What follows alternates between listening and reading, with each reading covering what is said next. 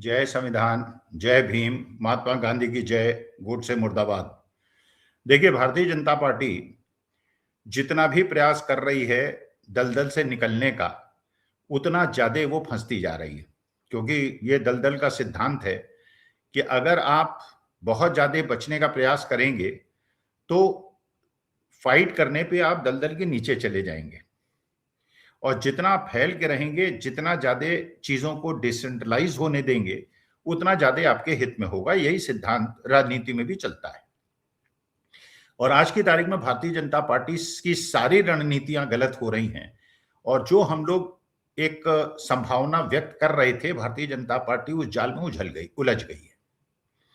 देखिए, अभी तक जो आंदोलन हो रहे थे छात्रों के, वो आंदोलन हो रहे थे डिसेंट्रलाइज्ड, अलग अलग राज्यों में। महाराष्ट्र में आंदोलन हो रहा था, बिहार में हो रहा था, उड़ीसा में हो रहा था, उत्तर प्रदेश में हो रहा था, मध्य प्रदेश में हो रहा था, राजस्थान में हो रहा था।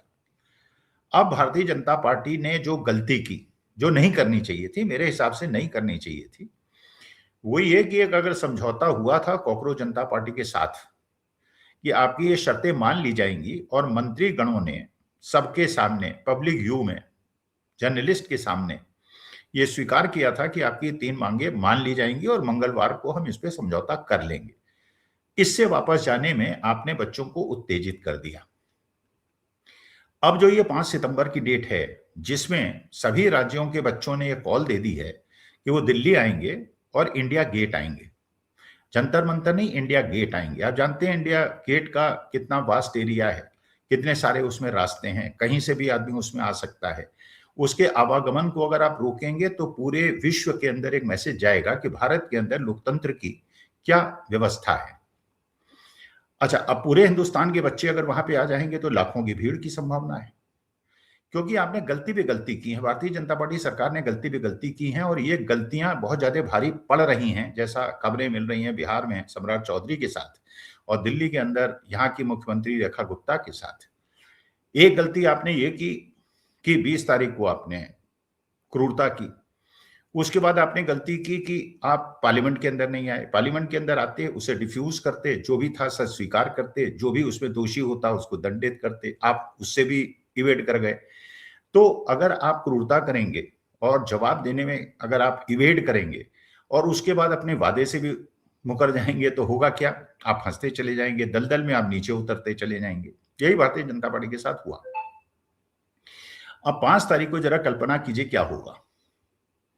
ये बिल्कुल पक्की बात है कि इंडिया गेट में बहुत सारे लोग इकट्ठे होंगे, क्योंकि कॉकरोच जनता पार्टी ने इन्हीं 15-20 दिन के अंदर एक ऐसी सहानुभूति की लहर अपने लिए क्रिएट कर ली है कि अभिजीत दीपिके महाराष्ट्र के स्कूल स्कूल गए, आशुतोष रंका राजस्थान के स्कूल स्कूल गए, अभिजीत दीपिके पे एफआईआर लिख दी आपने, और आशुतोष रंका की टीम पे आपने अटैक कर दिया। अच्छा, जो अटैक किया जयपुर के पास ये स्कूल में, वो भी आपको उल्टा पड़ गया, क्योंकि अभी तक तो केवल आशुतोष रंका जाके उसको एक्सपोज कर रहे थे। एक स्कूल का मामला था, वहीं निबट जाता। लेकिन अब जब आपने वहां पे गांव वालों ने उनकी पिटाई कर दी, उनके लोगों की पिटाई कर दी, तो वहां बीबीसी भी पहुंच गया, वहां एबीपी न्यूज भी पहुंच गया। तो एबीपी न्यूज का वहां पहुंचने का मतलब हिंदुस्तान के अंदर भी खबर पहुंच गई, और बीबीसी के अंदर न्यूज का कवर होने का मतलब यह है कि नेशनल मीडिया ही नहीं, इंटरनेशनल मीडिया में भी चीज पहुंच गई, वो भी बहुत आगे बढ़ गई। अच्छा, इसके बाद एक होड़ मच गई पूरे हिंदुस्तान के अंदर, हर यूट्यूबर के अंदर, कि स्कूल के अंदर जाए, कन्फ्रंटेशन करे। अगर कन्फ्रंटेशन में उनको रोका जाए तो ये चीज एक न्यूज बनती है, और नहीं रोका जाए तो भी न्यूज बनती है, क्योंकि स्कूल की दयनीय स्थिति क्लियर हो जाती है। फिर आपने एक स्कोरिंग पॉइंट राहुल गांधी को दे दिया। अगर पार्लियामेंट स्ट्रीट में वो एफआईआर लिखाने गए थे, और मान लीजिए वो एफआईआर लिख ली होती, तो एक छोटी सी घटना होती। भाई, एक बच्चे को चोट लगी, पैलेट गन की चोट लगी, राहुल गांधी एफआईआर लिखाने गए, एफआईआर लिख ली गई, बात वहीं खत्म हो जाती।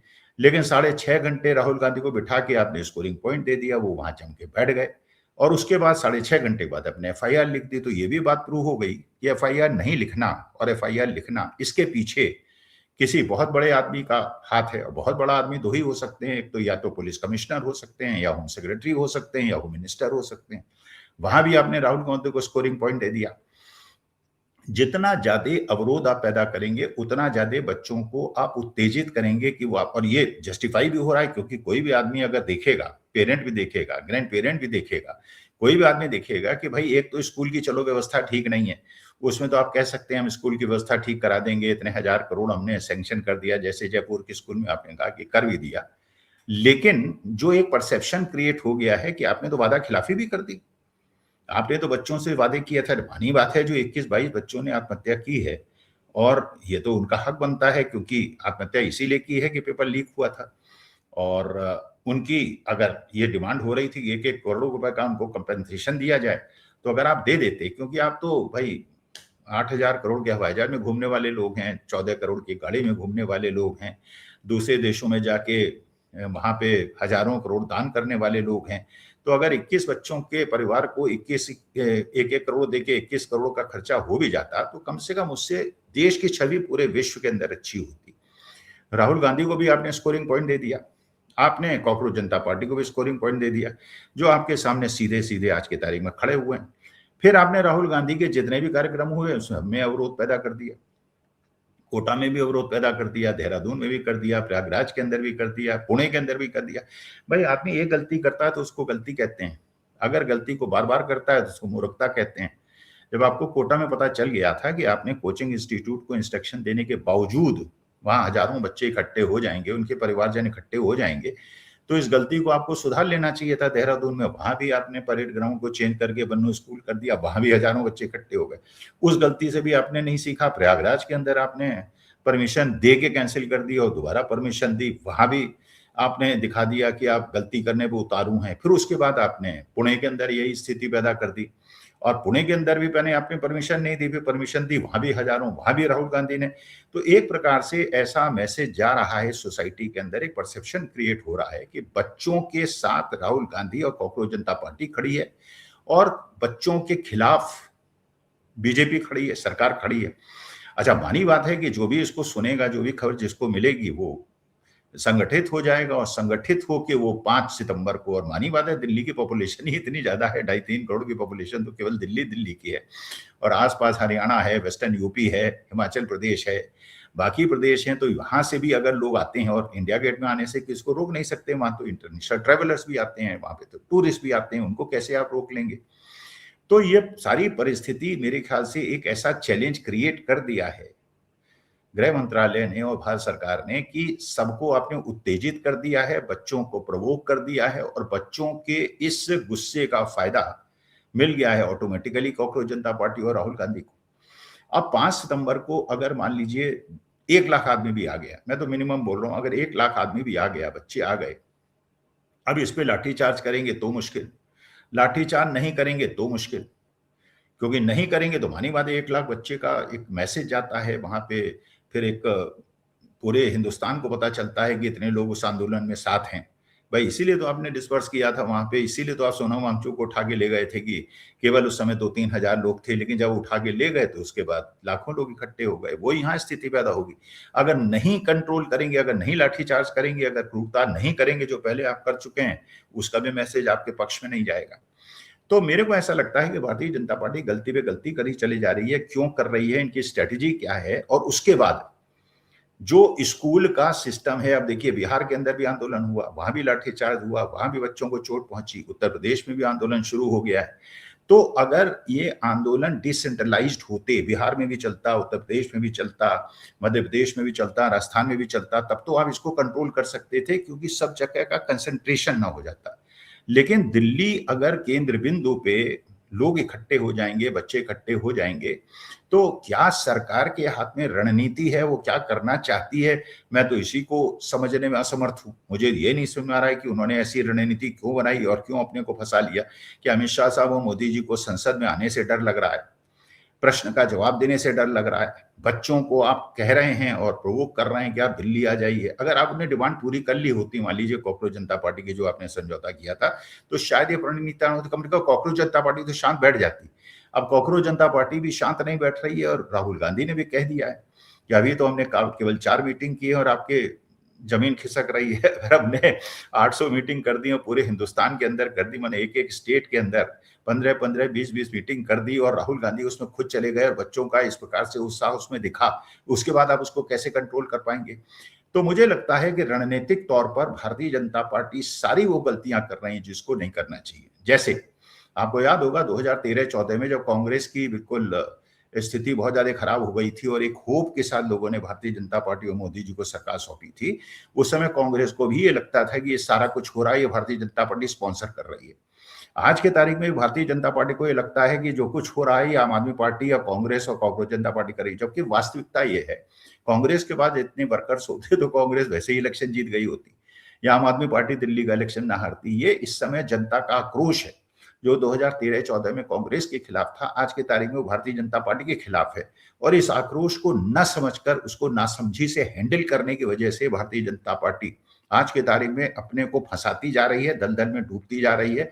और अब बड़ा इंतजार रहेगा, मेरे ख्याल से इंटरनेशनल प्रेस को भी रहेगा, नेशनल प्रेस को भी रहेगा कि 5 सितंबर को क्या होगा।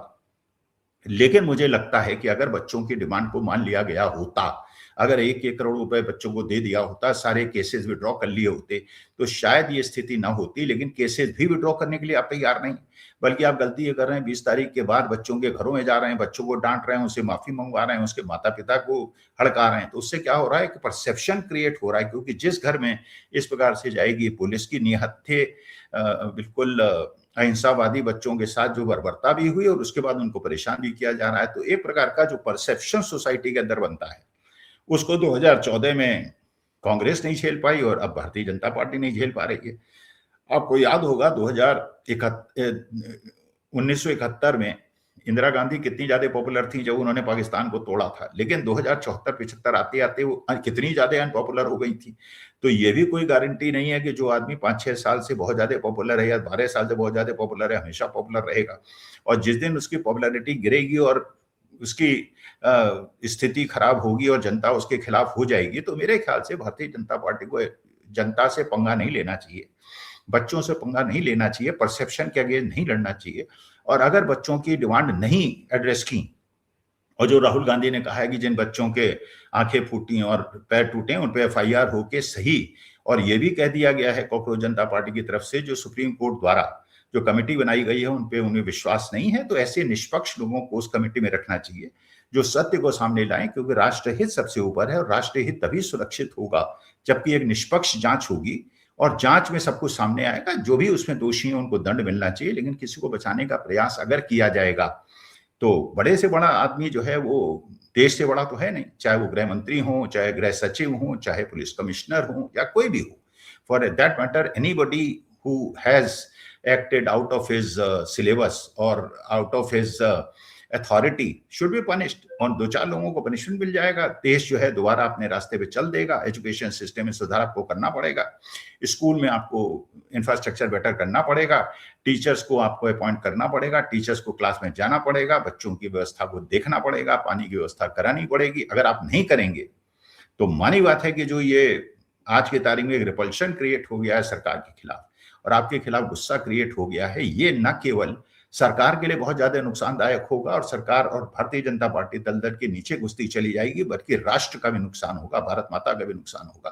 तो I am more concern about my Motherland, Bharat माता के लिए मैं कंसर्न हूँ। इसलिए भारतीय जनता पार्टी से सरकार से निवेदन करता हूँ पंगा लेना बंद कर दें और बच्चों की डिमांड को मान लें, जिससे देश में शांति आ सके। और शिक्षा व्यवस्था में सुधार के लिए जो हमारा शिक्षा का बजट है वो 6% होना चाहिए जीडीपी का, उसको करें। और इंफ्रास्ट्रक्चर और टीचर और सब कुछ स्टूडेंट्स जो चाहते हैं वो होना चाहिए, क्योंकि देश का जो भविष्य है इन्हीं बच्चों के हाथ में है और इसको सुरक्षित करना और इनको एनकरेज करना और प्रमोट करना ये सरकार की और हमारी सबकी जिम्मेदारी है। नमस्कार, धन्यवाद, प्रणाम।